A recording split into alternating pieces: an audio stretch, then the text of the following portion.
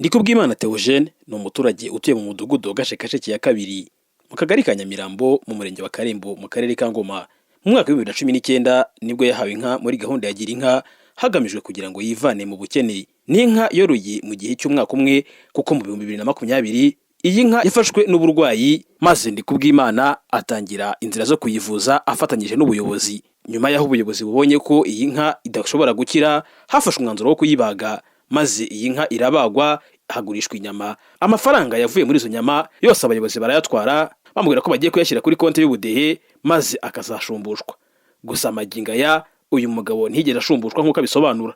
Gira inka musaza yaje kuduha inka za Gira inka, inka nangiza kongeraho nyira hari akanyana gatoya cyane, akanyana ndakorora ndakarera, kamaze gukura ndabangurira, maze kukabangurira kageraho kaza kuhura n'ikibazo kararwara. Inka ubuyobozi banza kumpamo uramforo buramburiza, geze aho biranga ndavuza ntanga amafaranga, ngira nte amafaranga yabaye menshi cyane sinimenya n'umubare rwose.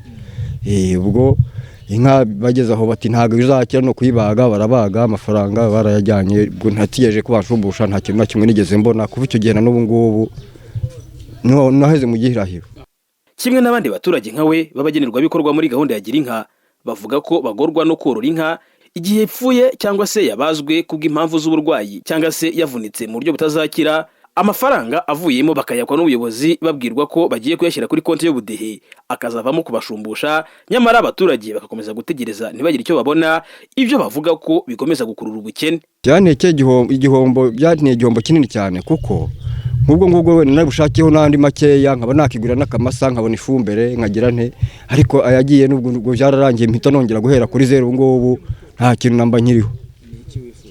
Ndifuza rwose yuko bonye nk'ukuntu nabona indi nka byansayidira, kuko nk'ubu nta gafumbire nta kintu na kimwe mfite, muri make ndi hasi.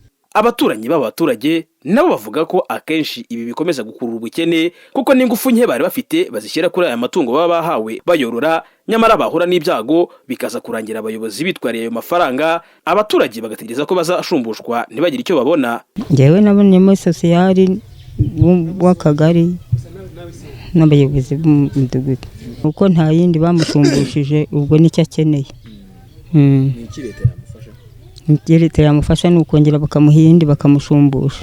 Ingaruka rero yageze imikorere yiwe yasubiye inyuma.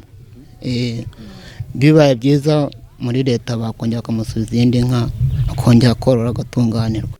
Niyonagira Nathalie, umuyobozi w'akarere ka Ngoma, asaba abaturage mu rwego rwo kwirinda ko bahura n'ibihombo igihe inka zabo zahuye n'akaga, kujya bashyira mu bwishingizi aya matungo yabo kugira ngo nihagira ikiba bagobokwe. Urumva ko iyo ari yarashyize inka mu bwishingizi, kandi ubwishingizi bumaze igihe, iyo myaka 2 bwari buriho. Ubu ntabwo twagakwiye kuba tuvuga ngo bayashyize kuri konti, ariko turabikurikirana turebe. Ni mu murenge wa Karembo, twabikurikirana tukareba ko yari iri mu bwishingizi, tukareba ayo mafaranga yaherereye, niba atashobora kuvamo indi nyana cyangwa itavamo, hari ukuntu tubigenza umuturage agashumbushwa. Uyu muyobozi aravuga atya mu gihe amabwiriza avuga ko igihe umugenerwabikorwa muri gahunda ya Gira inka, igihe inka ye yipfishije cyangwa se ihuye n'ibibazo, hadakwiriye gushira amezi 6 atarashumbushwa.